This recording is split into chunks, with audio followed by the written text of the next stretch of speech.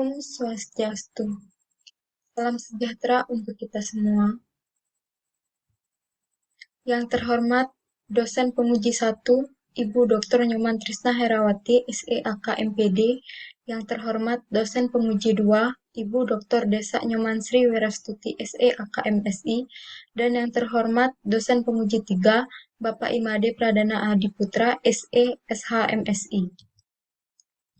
Pada kesempatan ini saya akan mempresentasikan mengenai skripsi yang telah saya susun dengan judul Penerapan ISAK 35 dalam penyajian laporan keuangan Yayasan Santayana Pasar Buleleng oleh Nikade Indah Prabadewi dengan NIM 1917051110. Adapun yang akan saya bahas nantinya yaitu pendahuluan, kajian teori, metode penelitian, hasil dan pembahasan serta penutup. Untuk yang pertama mengenai latar belakang. Orasi Mahagotra Pasak Sanak Saptarsi atau MGPSSR merupakan organisasi non-laba yang bersifat sosial budaya religius dengan misi membantu meringankan umat Hindu dalam melaksanakan dharma agama dan dharma kauripan. Dalam mewujudkan misi tersebut, MGPSSR membangun krematorium untuk membantu umat melaksanakan upacara ngaben yang saat ini pelaksanaannya cukup memberatkan bagi sebagian masyarakat.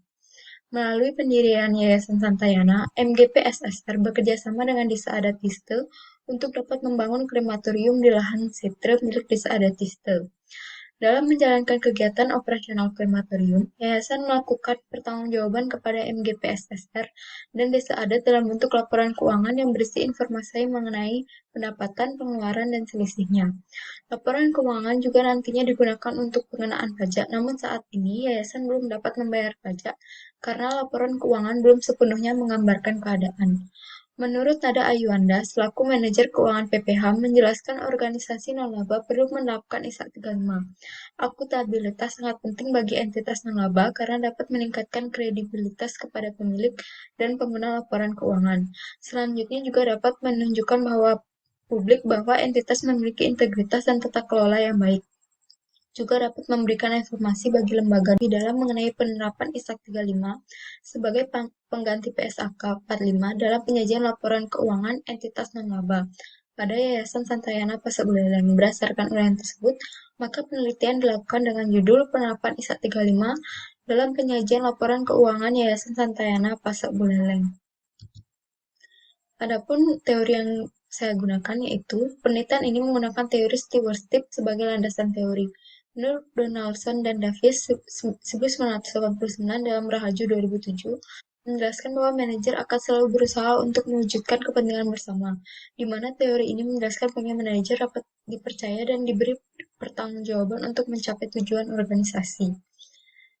Adapun teori lainnya yaitu ISAK 35 merupakan interpretasi standar yang disahkan oleh DSAK IAI pada tanggal 11 April 2019 yang mengatur mengenai penyajian laporan keuangan entitas berorientasi non-laba, setelah sebelumnya diatur dalam PSAK 45. Dalam ISAK 35, terdapat 5 laporan keuangan, yaitu sebagai berikut. Yang pertama, laporan posisi keuangan yang berisi informasi mengenai aset, liabilitas, dan aset neto. Laporan posisi keuangan memiliki dua format, yaitu format A dan format B. Berikut gambarnya. Yang kedua yaitu laporan penghasilan komprehensif yang berisi informasi mengenai kenaikan dan penurunan manfaat ekonomi yang berasal dari pendapatan dan pengeluaran. Laporan ini juga memiliki dua format. Berikut gambarnya. Dan yang ketiga yaitu laporan perubahan aset neto yang berisi informasi mengenai perubahan aset neto, di mana terdapat dua aset neto, yaitu aset neto tanpa pembatas adalah aset neto yang tidak memiliki batasan terhadap aset tersebut, tidak terdapat jangka waktu pemanfaatan, dan aset neto dengan pembatas adalah aset neto yang memiliki batasan di mana pemanfaatannya terbatas oleh waktu. Berikut gambar dari laporan perubahan aset neto. Yang keempat yaitu laporan arus kas yang berisi informasi mengenai penyajian kas yang dibedakan berdasarkan aktivitas operasi, aktivitas investasi, dan aktivitas pendanaan. Terdapat dua contoh laporan yaitu dengan metode langsung dan laporan dengan metode tidak langsung. Berikut gambarnya. Dan yang kelima yaitu catatan atas laporan keuangan yang berisi informasi mengenai keuangan secara rinci yang tidak dijelaskan pada laporan sebelumnya. Penelitian ini menggunakan pendekatan kualitatif deskriptif yang mengambil lokasi penelitian pada Yayasan Santayana Pasar Buleleng, dan yang kedua yaitu di Krematorium Santayana Buleleng.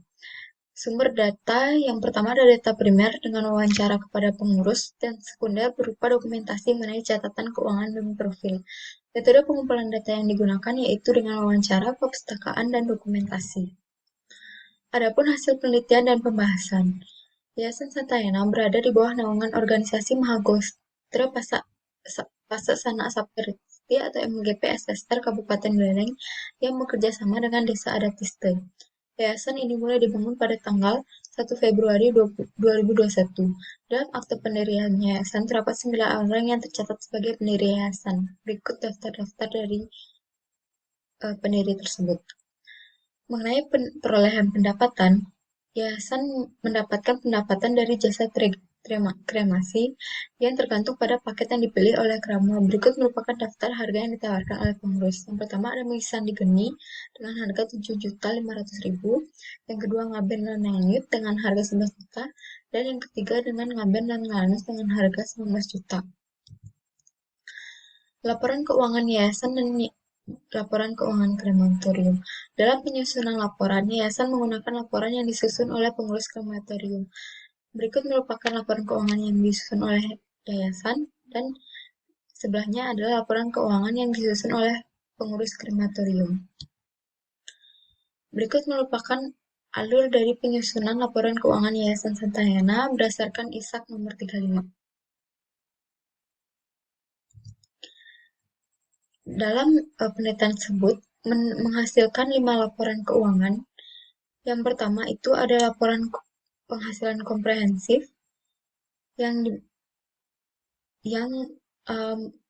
memiliki total penghasilan komprehensif yaitu Rp21.787.625. Yang kedua ada laporan perubahan aset neto dengan total aset neto sebesar Rp881.496.625. Yang ketiga ada laporan posisi keuangan dengan total aset sebesar Rp881.496.625 dengan total aset neto sebesar angka yang sama. Yang ketiga yaitu laporan arus kas dengan informasi mengenai kas dan setara kas pada akhir periode sebesar Rp322.099.125. Yang kelima ada catatan atas laporan keuangan. Yang pertama mengenai aset lancar, berupa kas dan perlengkapan. Untuk perlengkapan terbagi dalam 2 akun, yaitu perlengkapan krematorium dan perlengkapan kantor. Yang kedua ada aset tetap. Yayasan Santayana memiliki aset tetap berupa peralatan, kendaraan, dan bangunan. Peralatan merupakan alat yang digunakan dengan manfaat ekonomi selama 4, 8, 16, dan 20 tahun. Kendaraan yang dimiliki oleh Yayasan Santayana ada 2, yaitu ambulan. Peralatan dan kendaraan memiliki penyusutan yang tarifnya dihitung berdasarkan Undang-Undang Pasal 11 Nomor 36 Tahun 2008 tentang PPh. Untuk bangunan dihitung berdasarkan metode garis lurus. Kewajiban. Yayasan Santayana tidak memiliki kewajiban atau hutang kepada pihak lain, sehingga dalam penyajian laporan tidak memunculkan akun kewajiban. Yang keempat ada menerangkan mengenai aset neto. Aset neto berasal dari modal yang dibelikan oleh investor. Aset neto yayasan merupakan aset neto dengan pembatas. Pada awal pendirian yayasan tidak mempunyai dana untuk membangun dan membeli peralatan. Seluruh biaya dikeluarkan oleh investor, dengan pengembalian dilakukan secara bertahap. Yang kelima yaitu ada pendapatan. Pendapatan diterima oleh Yayasan Santayana berasal dari pendapatan ngaben, sewa ambulan, tungku, sumbangan yang diberikan. Yang keenam ada mengenai beban operasional. Dalam melakukan kegiatan operasional, muncul beban yang dikategorikan menjadi 16 beban. Beban dicatat berdasarkan basis kas karena diakui saat terjadi pengeluaran kas, kecuali untuk penyusutan aset tetap. Selanjutnya, ada kendala yang dihadapi dalam yayasan dalam menyusun laporan keuangan sesuai dengan ISAK 35. Berdasarkan hasil wawancara dengan Bapak Angga dan Ibu Dita, kendala yang dihadapi ada 3, yaitu yang pertama, yayasan baru operasi sehingga masih banyak kekurangan. Yang kedua ada bersifat ngaya dan sukarela, di mana kepengurusan tidak berdasarkan pada seseorang yang bisa membuat laporan keuangan dengan baik dan benar, melainkan secara sukarela. Yang ketiga yaitu SDM yang kurang memadai, di mana pembuatan laporan tersebut dibuat oleh sumber daya manusia yang tidak terlalu mengetahui mengenai laporan keuangan yang sesuai dengan standar akuntansi. Ada juga cara mengatasi kendala. Yang pertama yaitu memberikan pelatihan cara menyusun laporan keuangan sesuai dengan ISA 35 kepada pengurus yang berhubungan langsung dengan laporan keuangan. Yang kedua, merekrut seorang yang ahli dalam membuat laporan keuangan, terutama mengetahui mengenai ISA 35. Dan yang ketiga, yaitu menggunakan jasa akuntan dalam laporan keuangan.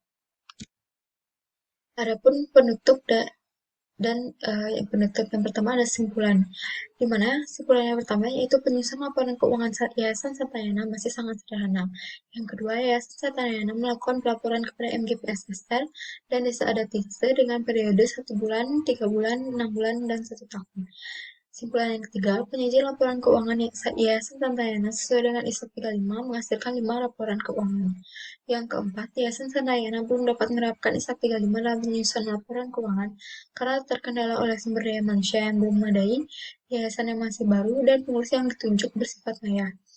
Kesimpulan yang kelima yaitu dalam mengatasi kendala tersebut, yayasan dapat memberikan pelatihan dan cara penyusunan laporan keuangan sesuai dengan ISA 35 kepada pengurus yang berhubungan langsung dengan laporan keuangan, atau merekrut seorang yang ahli dalam membuat laporan keuangan, terutama mengetahui mengenai ISA 35. Cara yang ketiga yaitu dapat juga menggunakan jasa akuntan dalam membuat laporan keuangan. Adapun saran yang dapat diberikan kepada pengurus Yayasan Santayana diharapkan dapat menyajikan laporan keuangan sesuai dengan ISA 35 agar tercipta transparansi sehingga dapat meningkatkan akuntabilitas yayasan. Penyajian laporan sesuai dengan ISA 35 dapat mempermudah pihak-pihak yang berkepentingan untuk menilai kinerja yayasan dan dapat menjadi acuan dalam membuat keputusan untuk mendukung perkembangan yayasan. Saran yang kedua yaitu organisasi non-laba yang memiliki kegiatan yang sama juga dapat diharapkan menyajikan laporan keuangan sesuai dengan ISA 35 dengan contoh laporan Yayasan Santayana. Sekian dari presentasi saya ucapkan sekian dan terima kasih. Om Santi Santi Santi Om.